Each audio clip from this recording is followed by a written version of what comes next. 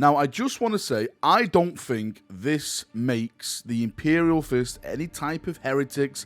I don't think this is a bad thing. A lot of people have been calling me out. I've been calling the Imperial Fist out, saying, Valrak, you are now just like the traitors during the Horus Heresy.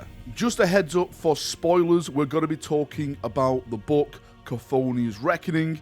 If you haven't read it, if you're currently reading it and you don't want to be spoiled, then please leave the video now. This is going to be your first and only warning. So in this anthology of stories, the Imperial Fists have been sent by Rogal Dorn to the planet of Cthonia. Cthonia is the home world of the Grand Traitor himself, Horus Lupercal.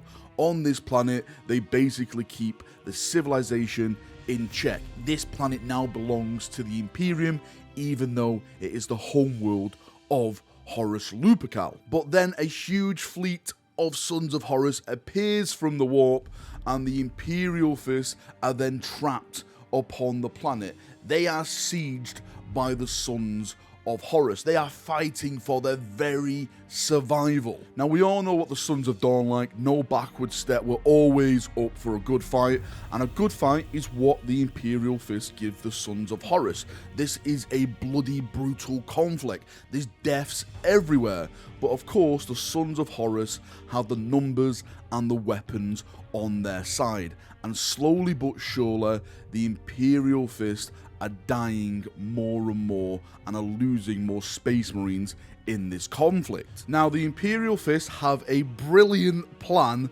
to recover from this and actually put more troops into the battle. They take the population of Cthonia and they actually make them into Imperial Fists. On the planet of Cthonia, there is labs and there is facilities for you to make Space Marines, and that's what they do. But this comes at a great cost because it's not done in the proper way. It's not done over a set of years, it's done over a set of months. They need to rush these new recruits out to actually start fighting and take the war to the invading Sons of Horus on this planet. That's why there's a massive failure rate, and some Astartes look at them as not true Space Marines, kind of like budget Space Marines, which are not fully there. Now, I just want to say, I think this is absolutely badass. I'm trying to think now, in the lore, has this ever been done before, where a Space Marine Legion during the Horus Heresy or Great Crusade went to another Space Marine / Legion's planet and actually got their population and turned them into recruits for that Legion? I can't think of anything like that. I think this is the first time this has ever been done with the Imperial Fists and the Chthonians. Also, in the book, it actually shows off like these Chthonian recruits are actually pretty badass themselves. You know, they come from the gangs and stuff. They know the tunnels. So in this conflict where everyone's stabbing each other, everyone's fighting in these dark, these mined out, you know, gloomy tunnels, these new recruits actually know what they're doing, and they're actually brutal as well. They're Chthonians. They're Chthonian Imperial Fists, so they're like the best of both worlds. Absolutely savage in combat and as noble as a Son of Dorn. Now, let's of course go to the big elephant in the room. Is this considered heresy? Is this considered wrong? Are the Imperial Fists actually bad for doing this? No, they are not. This is all about survival.